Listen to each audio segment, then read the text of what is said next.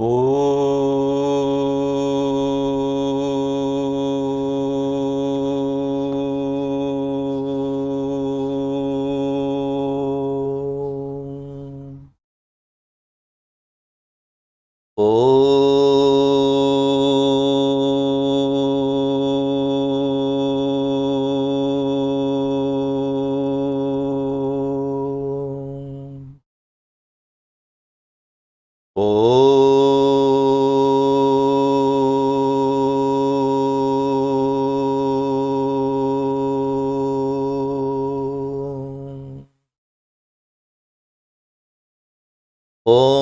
Sahana Vavatu Sahano Bhunaktu Sahaviryam Karavavahai Tejasvinavadhitamastu ma vidvishavahai.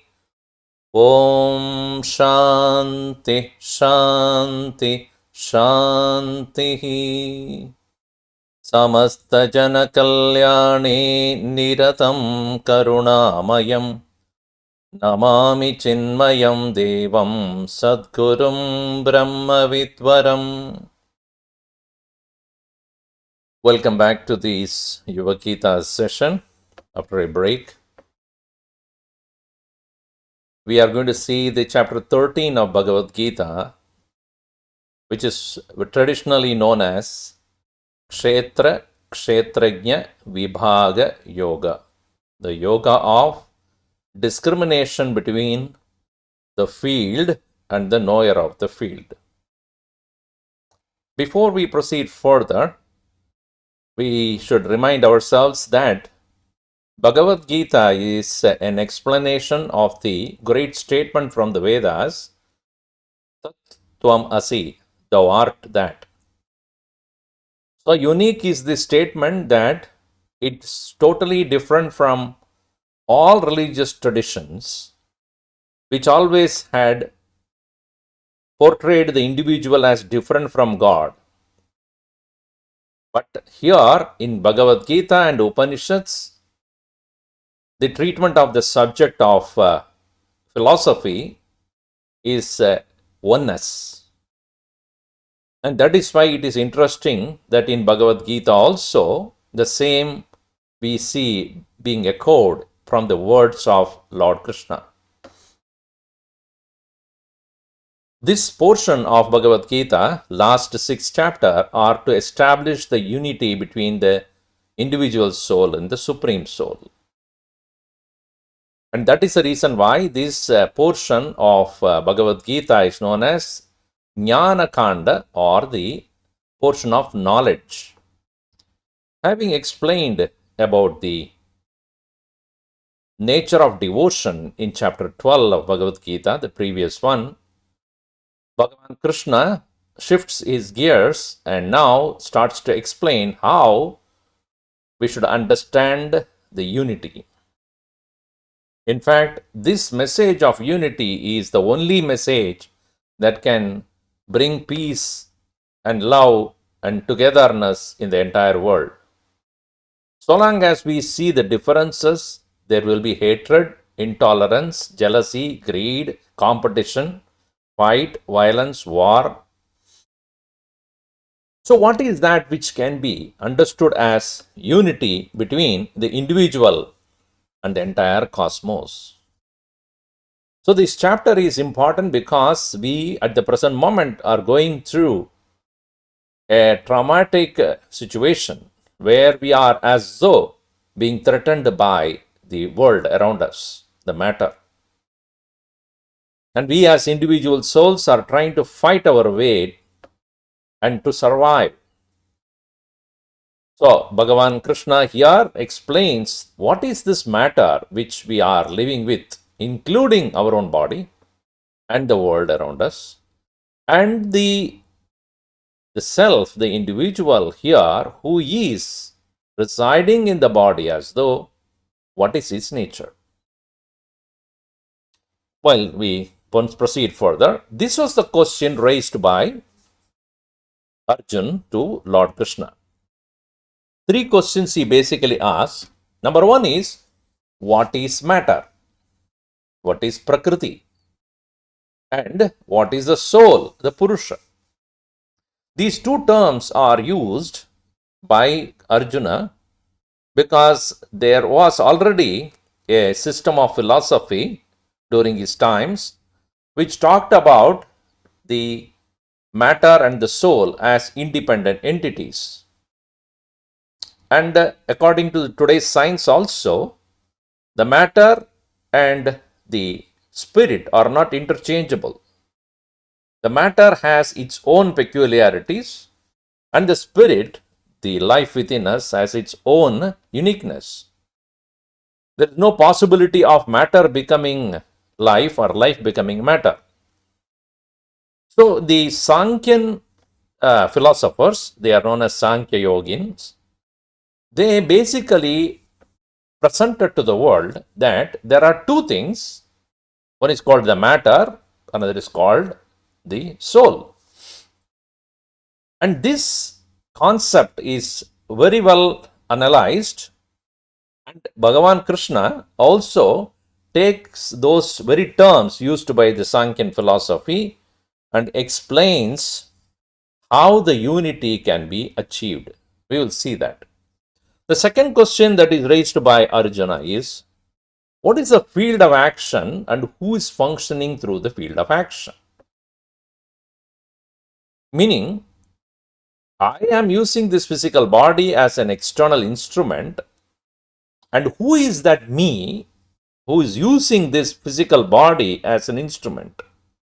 So, what is the field of action, the world, which I presently hold it as mine or me, and who is the one who is functioning through that? The third question that he raises is, what is knowledge and what is to be known? What is that, what you call it as an ultimate knowledge, which has to be known? There are many things that are there in our life which we can know, we need not know, we may know. But what is that knowledge which has to be known? Now, in this context, I have to dwell upon briefly on the concept of the soul by different religions. Now, Hinduism holds the view that the soul is a divine self. It is immortal, and soul has rebirth according to karma, according to the actions that are performed, until the time it is realizing its immortal nature. If it had not realized the immortal nature, it is subject to rebirth, meaning after leaving this physical body, there is another birth, maybe as human or maybe another living being, and continues the journey, and then again leaves that physical body, and then again takes up another, based upon whatever be the actions that are performed by the soul in that particular lifetime. Now, Buddhism holds the view that soul is a product of conditions and causes. It is not the divine self, it is only a conditioned existence. And at the same time, the soul is not really there. It is only an apparent presence. And it has a birth similar to that of the Hinduism. It says that the soul has rebirth according to karma until it discovers its own unreality. Please see the difference between these two. Hinduism holds the view that soul is real and it is immortal. Until it realizes its immortal nature, the rebirth continues. According to Buddhism, soul is not real. It has an apparent temporary reality, and it goes through the various karmas as per what it has done, and until it discovers itself as unreal. If you look at the Christianity and Jewish traditions, the soul is the core of an individual. And further understanding will reveal to you that about Christianity and Judaism, that they say that soul is only in human beings and not in other living beings. Not definitely in the plants. So soul is real, but it is distinct from God. So God being the creator of this whole world, and he is also the creator of individual souls. And the soul has been given a particular physical form, that is human form. And of course, as I said, the others do not have the soul, other living beings. And the soul returns to God for him to judge whether we did good in the life or not. There is no rebirth. Based upon the good deeds or the bad deeds you performed during the day, either you will go to the heaven or the eternal hell. That will be decided by the Lord on an appointed day, once only, and he will, that is called the judgment day. Similar is the concept from Islam. Soul is the core of the individual. Soul is real but distinct from God. And soul returns to God for him to judge. And the soul either goes to eternal hell or noble. And the noble one goes to heaven.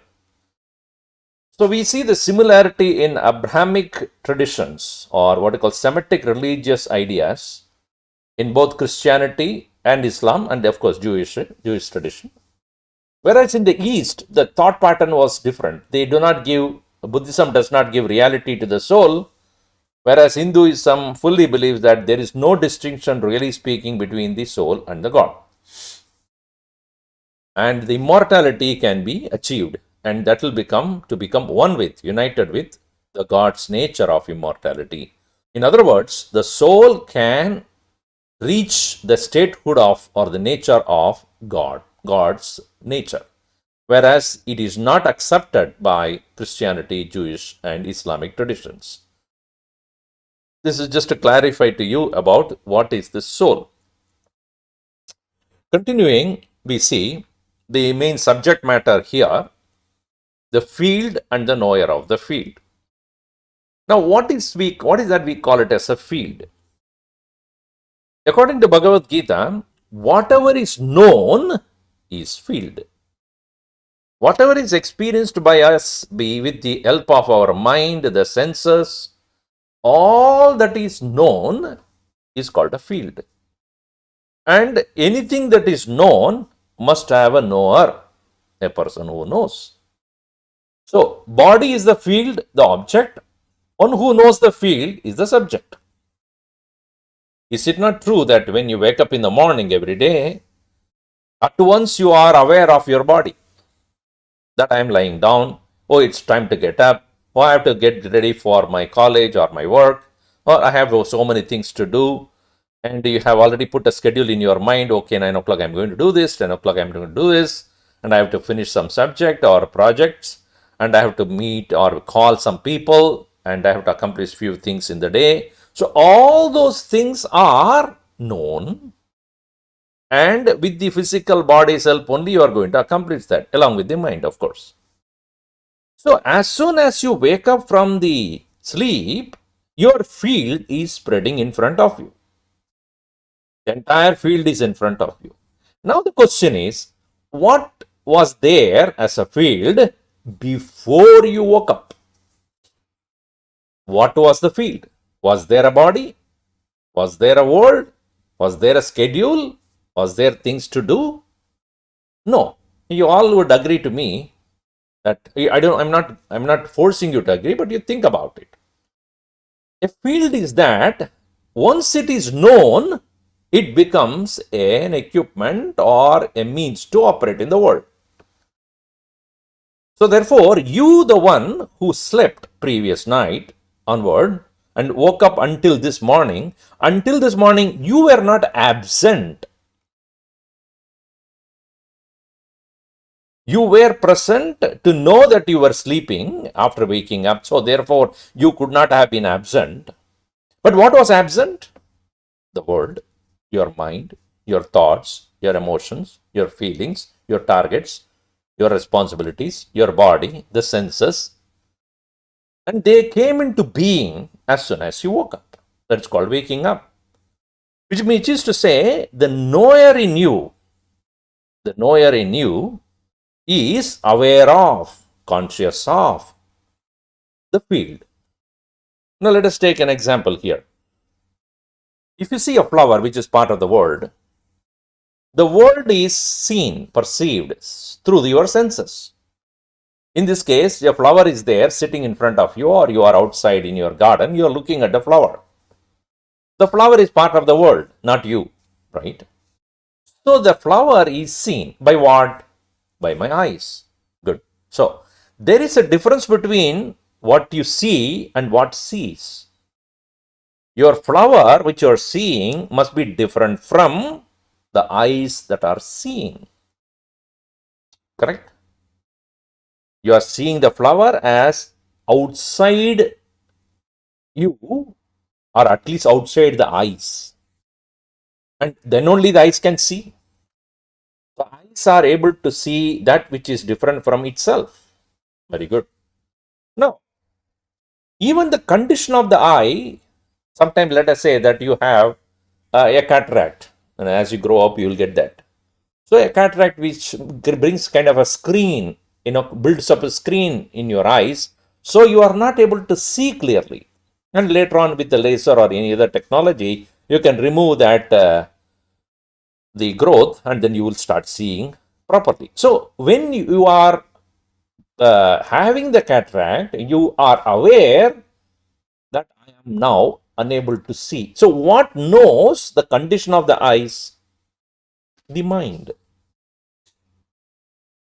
The mind knows whether the eyes are open or closed. Just like when you are going to sleep, obviously your eyes are closed. So the mind knows I have closed my eyes. Even now, if you close your eyes, you know, your mind knows that you have closed your eyes. And when you open, your mind knows that you have opened the eyes. So the mind which is aware of the condition of the eyes is different from the eyes. So let us understand it one by one. So the world is seen by the eyes. So eyes are different from the world I see.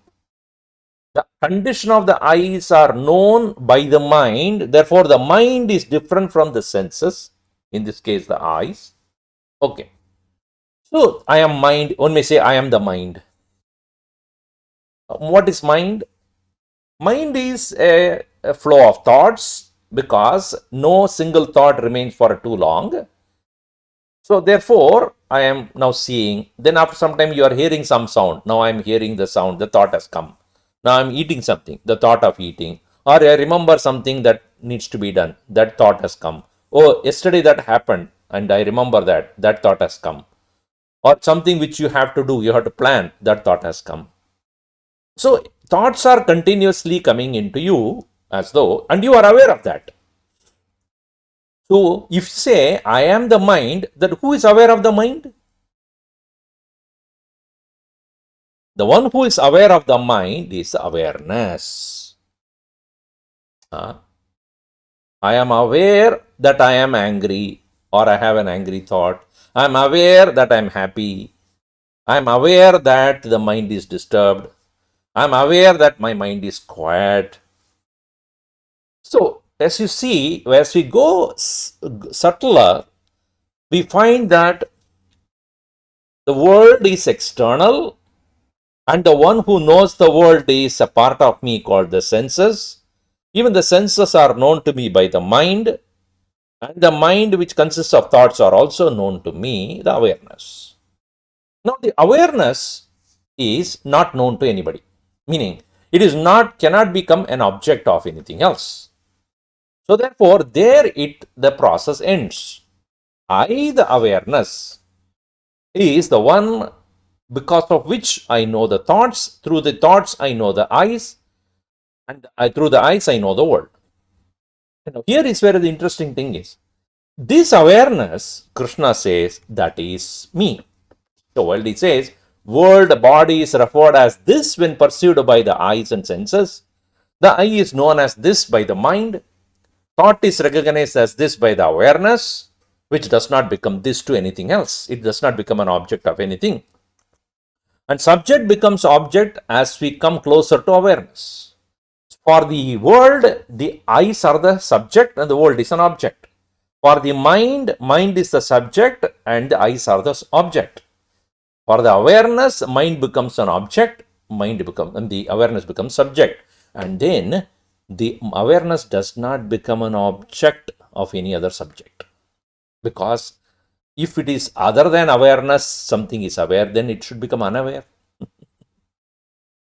So awareness is the final one which knows. And that he says, I am that. Krishna says, the awareness is me in all living beings. Now the question is, where is God who created the world?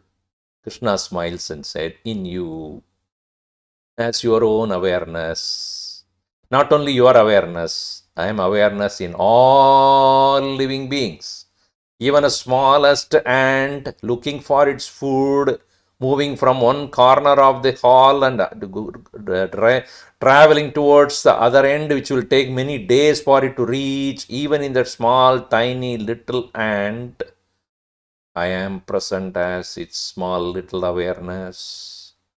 In the tree, as it has many leaves and branches and flowers and fruits, and it is always looking for the sunlight for its own survival, I am there as its own awareness.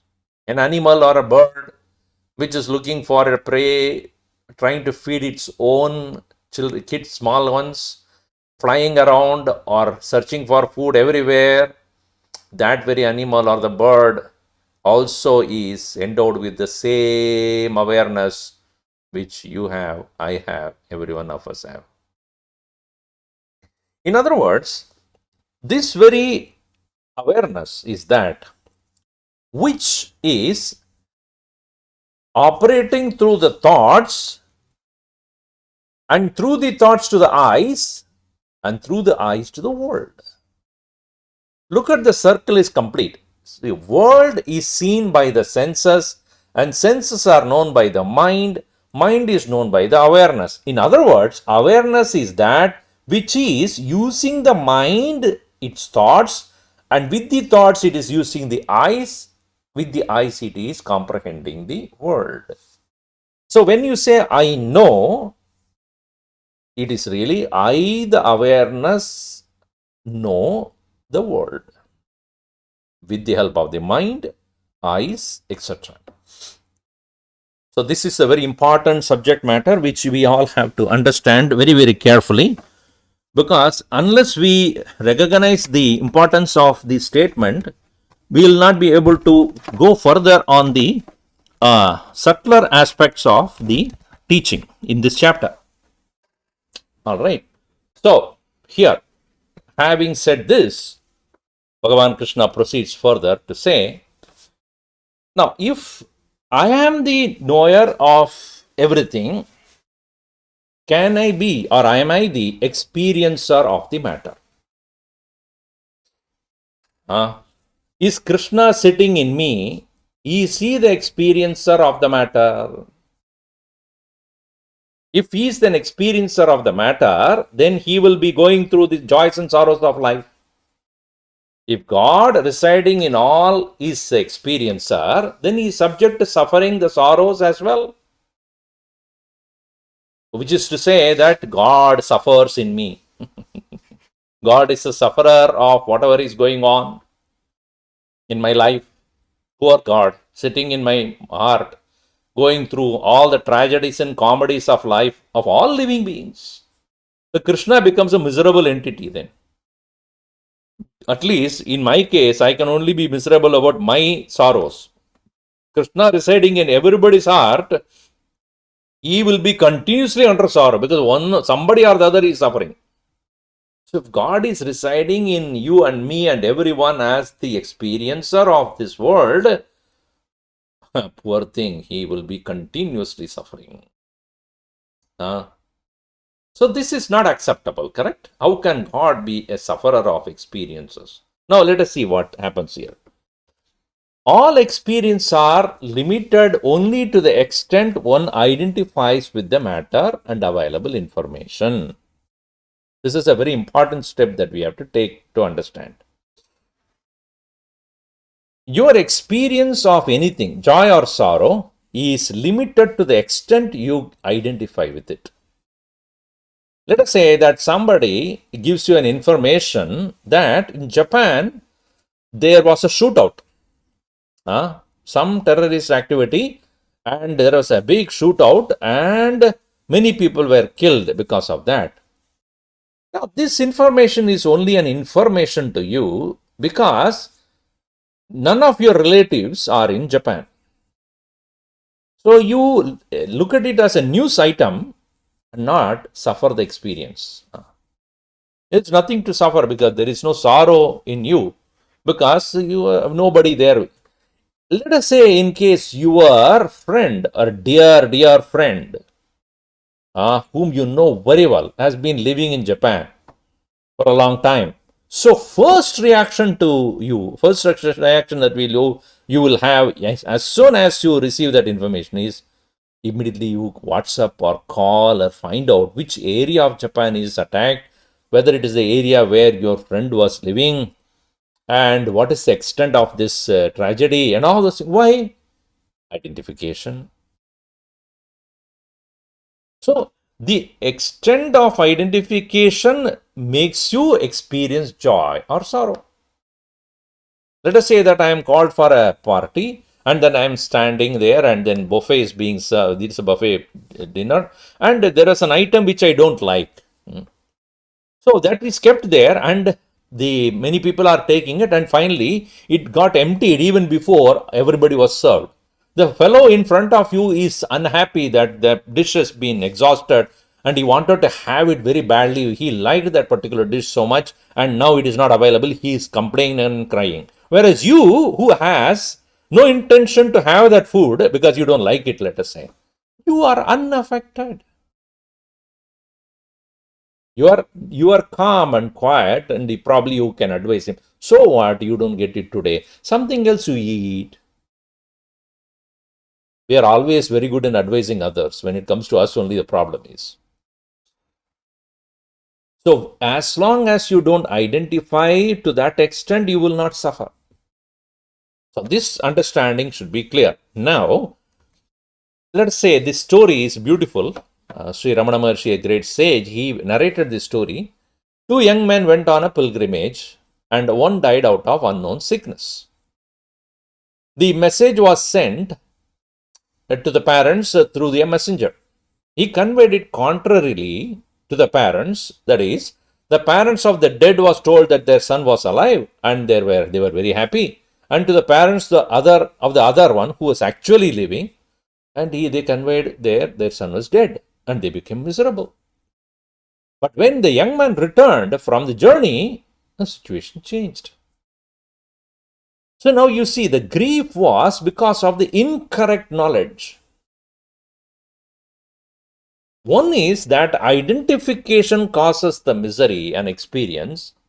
Incorrect knowledge also can cause an experience of misery.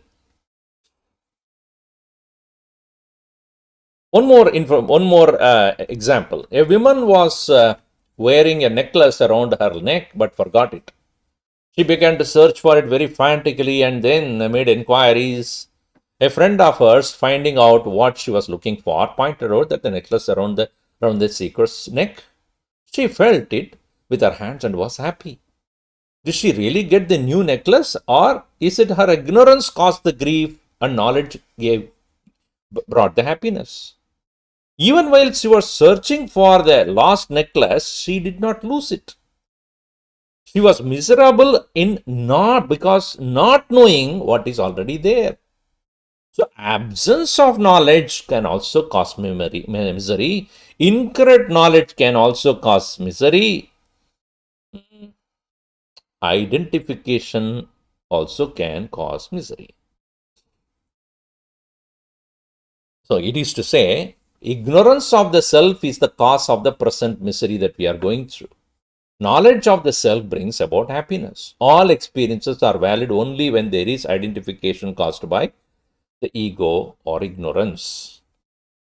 So who am I? If I am not sure about that, then obviously I either get a incorrect knowledge about myself or a wrong knowledge about myself, or my identification will become on something which I am not.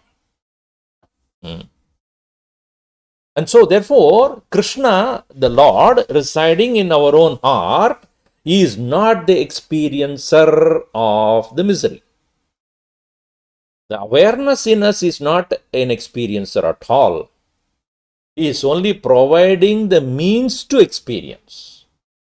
Through the mind, we experience misery. Through the mind, we experience happiness. And so long as we identify with the mind as myself, if I identify myself with my thoughts, my mind, obviously, I will become miserable. Continuing, Bhagavan Krishna says, if suffering is due to ignorance, it belongs to the self. So where did this ignorance really reside? Where is it? Why is this misunderstanding? And what causes the misunderstanding to be there, first of all? So, now you see, ignorance belongs to ego, not the self. Just as blindness of the eyes belong to the eyes, not the mind or the self that knows the blindness. The simple logic is, do you know? Yes, then you are different from what you know. Isn't it? If I know something, the knower is different from the known. So ignorance is a known thing. I know what I don't know. The very fact that you know what you don't know, you are different from what you don't know. So it is like this. Ignorance, if it is real, then suffering is also real. The example that can be given is, ignorance is like the darkness that gets dispelled on the dawn of knowledge or light.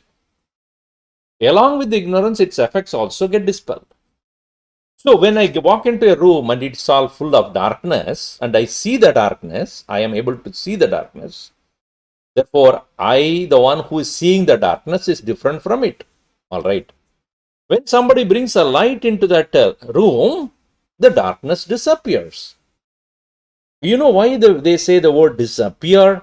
Because darkness has no real existence. It is only absence of light. Therefore, when the light is brought, the opposite of the light, darkness, is no more. It is not that the darkness has its reality and it goes to the next room. It is like you are sitting in one room and somebody came. So you said, okay, now let me go to the other room. So you who was there before, you walk out that room and then go to the other room. Is that the same way the darkness happens? Darkness happens to go to the next room? No, it disappears. That is to say, in the beginning, the first place, darkness is only an absence. Please underline this very much in your mind. Darkness is absence of light. Similarly, ignorance is absence of the right knowledge. And the absence of the right knowledge can cause misery. As I said, absence of knowledge or incorrect knowledge or identification with the wrong knowledge, all of them can cause misery. So, therefore, Krishna, who is sitting within us as God, the knower of the field, is unaffected by the experience of ignorance happening at our mind, in our mind. It is due to the identification called the ego. So it causes three different effects. Ignorance can cause three effects. One, non-perception, meaning not seeing or knowing what is. So let us say that you are walking by and then you saw in the late evening something which is lying down there, and there was really nothing but one long rope coiled and kept there. But you are not able to see because of the poor light, so you are seeing not the rope. But instead of that, immediately you see a snake, seeing what is not. So non-perception, not seeing what is there, is leading to seeing what is not there. And the third one is doubt. The incomplete understanding leading to confusion. oh, if it's a snake, it will bite me, it will kill me, it is dangerous. It is very well known these snakes are still have their fangs, they are poisonous. I was told in this area, and it potentially I will be killed. I am afraid I cannot go anywhere near. All these reactions are for what? Because of what? That doubt that if it is snake, what will happen to me? Cannot survive. I have to cross and go. I cannot run away. Behind me is a wall. I cannot go anywhere. And it also can create hallucination to you that now the snake is getting up, looking at me. It may come near me. See, this example may sound very funny to you, but that is exactly what we go through in our life. When do this problem end? Only the right perception through knowledge is gained. In the same way, with this physical body, which I am really not, I am the self, as Upanishads would declare, but I consider this me as the body. It is like not seeing the rope. Instead of that, I start seeing the snake. In the same way, not seeing myself as the immortal self, but seeing myself as the miserable individual. The interesting thing is, this misinterpretation of yourself as the body is absent in deep sleep. Every one of us have gone through this. If that body I am is real, it will never disappear in sleep. If body is real, which I think I am, then it should not disappear in my deep sleep. What happens when I go to sleep? I stop identifying with my false notion.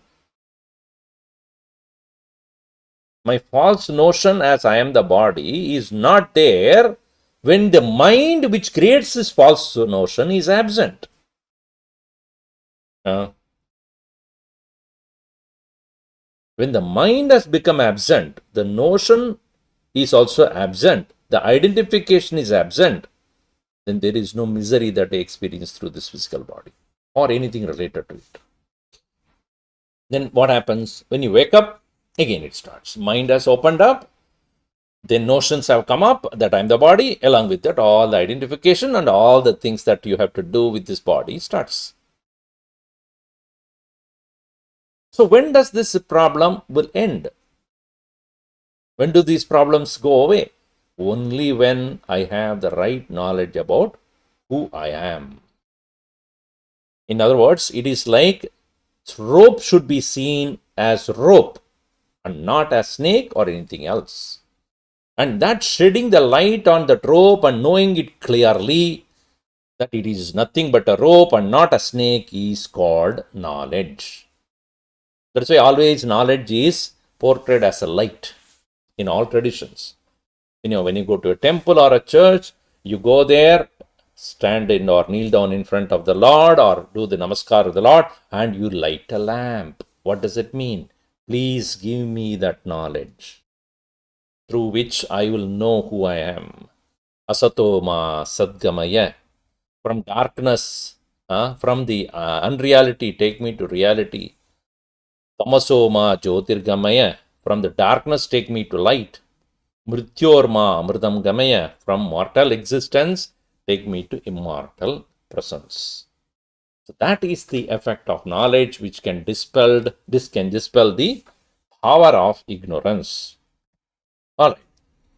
Now, the realization of oneself through the correct knowledge is to be mentioned in the beginning itself, because that is what is the whole chapter is going to be about. So, upon knowing oneself as the self, the God's presence in oneself and in all, the enlightened one remains unaffected by the world due to non-identification with the body, mind, intellect, the field of experiences. Even though others see such a person as operating like anybody else, walking and talking and eating and sleeping and drinking and all that, but one who has thus gained the correct knowledge that I am not The body or the mind and its thoughts and intellect, etc., these are all subject to disappearance. They are not real. They appear and disappear. They are there, not always. I can use them and they can let go of them. And such a person operates in this world in such a freedom, with so much of effortlessness, so much of joy. It is because nothing external has been giving him the joy. He has come to realize that joy is my own. Only when I am identified with this physical body, mind, intellect by foolishness of ignorance, I have been miserable. But my nature is happiness. And that happiness cannot be destroyed by anything. It is due to unintelligent identification with the notion that I am the body, with the notion that I am my thoughts and emotions and feelings, with the notion I am my knowledge and all that I have learned, etc. With that notion, if I live as egoistically, I cannot but suffer. So such a person lives in total bliss. So ignorance causes the identification with the not self and considers it to be real. The cause of suffering is due to this identification. This wrong identification will end only when the knowledge of the self is established. Any other thing you do, because religions have got so many different things to teach you, rituals, worship, chanting the name of the Lord, going on pilgrimage, singing the bhajans of the Lord. So many things are given to us, especially in Hindu religion has got so many different things. You can be busy with the rituals, doing various yajnas and fire-related karmas, or you can sit down and do your long puja, chanting the name of the Lord and then offering flowers, etc., which you might have seen your parents or your grandparents doing it. Or you can go on a pilgrimage and meet with great saints, or go to the places where beautiful shrines of the Lord has been created and where you can go and see those things. Mind becomes pure. Or you can be in the company of those people who are devotees of the Lord, singing bhajans, praising the Lord and all those things. So many. Or you can read the book containing the story of very many great saints. But ultimately, the underlying essence of all these things, until you realize that you are independent of the field, you, the knower, is different from the known. That's why this chapter is about that. Distinguishly see yourself different from what you know, whether it is a thought or an emotion or a feeling, whatever it be. When you do not identify, you are free. The moment you identify, you are bound. Ignorance will then be known and realized as different from the knower, just as an object is known by me who is different from the object. The dreamer, while dreaming, does not know himself as a dreamer. Upon waking up, he distinctly sees himself different from the dreamer who experienced the dream. Is it not true when you wake up next morning? Oh, I dreamt a very terrible thing yesterday. But I know the one who suffered in the dream and the very dream experience, both are equally unreal. Not the dreamer was real, dream was not. Or the dream was real and the dreamer was. No, both. The dreamer is also unreal. Along with the dream that he saw is also unreal. So to say, me presently who is now working in this world as a person who is awake, this me, the awakened one, the one who is awake now, is also an extension of the same dream only. In the dream, the world was inside me. Now in the waking, the world is outside me. That's all the difference. And we go through the same experience like the dreamer. Miserable, sometimes joyful, sometimes unhappy, sometimes angry, sometimes agitated. So the waker me is different from the waking world, and the real waker here is awareness, who is neither the waker nor the dreamer nor also the sleeper. All these are all put in the same scale of reality. So Both the dreamer and the dream are known to the waker, the knower, as false. After you wake up from the dream, you know it is false, right? So, in the same way, both ignorance and the experiences caused by ignorance will be known as false by the knower of the self.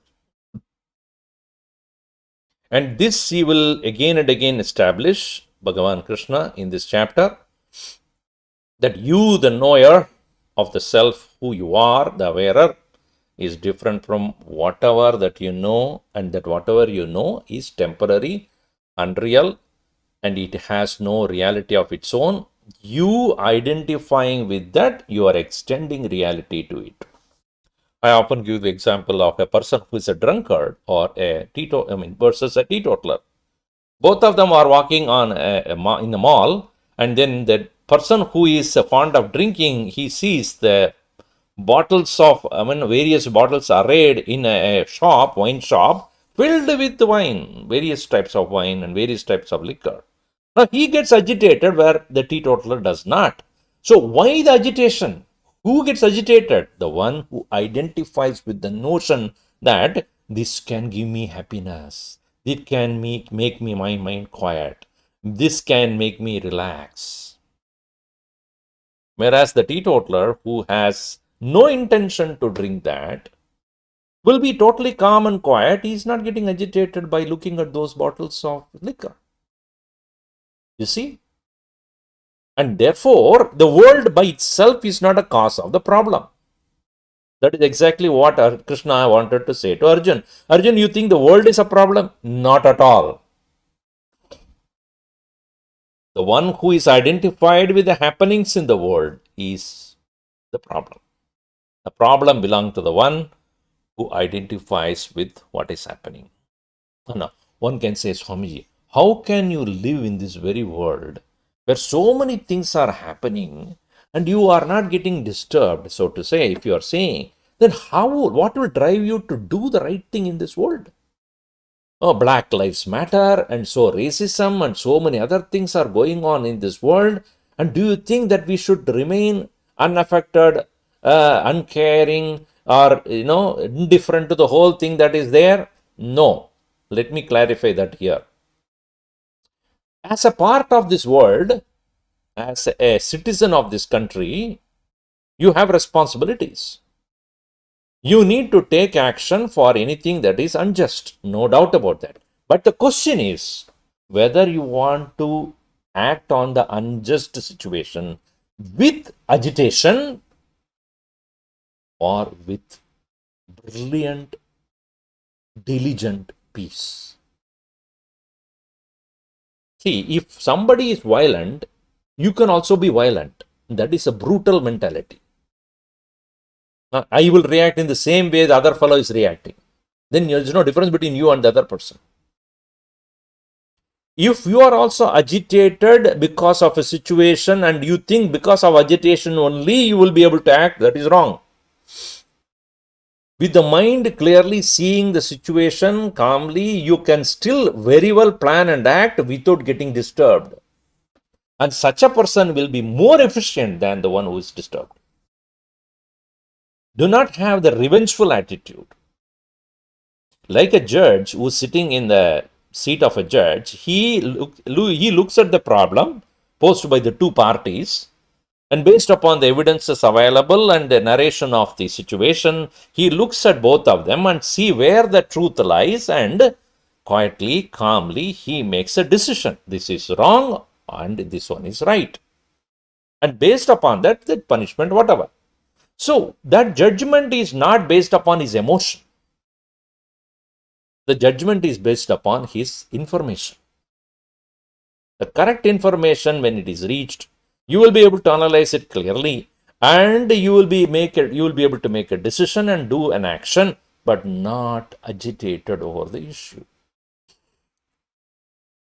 So it is not that a man of knowledge will be totally indifferent and then will be staying in solitude, never bothered about the world. He may do so. That is up to him. But if he is a person who is part of the world, living like you and me, in the, being a part of the society, he will make the decision based upon the correct information that is available, and without any disturbance and agitation in the mind, he will act on it. And again, he will do his best, but it is not necessary that the result of that action will be according to one's own expectation. It won't happen also. Right? So one must be ready for that. Thus, the liberated person continues to live without any identification with the individuality, the ego, and the world. Such people are very rare indeed. Very, very, very rare are such great personalities who have become fully liberated from their individuality, never identifies with their individual personality or ego, but yet available for us to interact with. Both the field and the knower of the field have been explained by the saints, Vedas, and through logic and statements indicating the supreme truth. So, it is not in today's world that we have these kind of situations. Is it not true that the time when Arjuna was there on the battlefield, injustice was happening to him as well as to his brothers, to his countrymen? And he was facing who else? None other than Duryodhana and the Kauravas, who were unjust completely.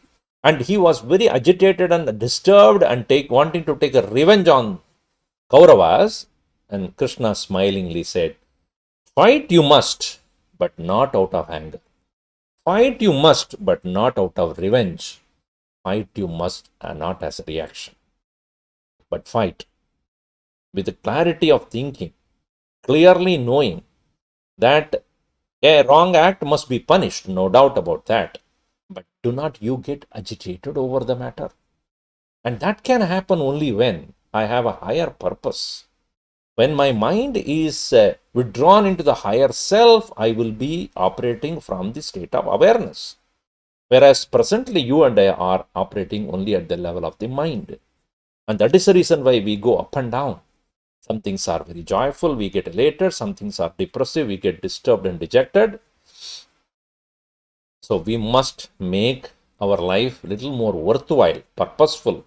While identifying with our higher nature, we can still be efficient, will still be able to be productive in this world and make the right decision at the right time.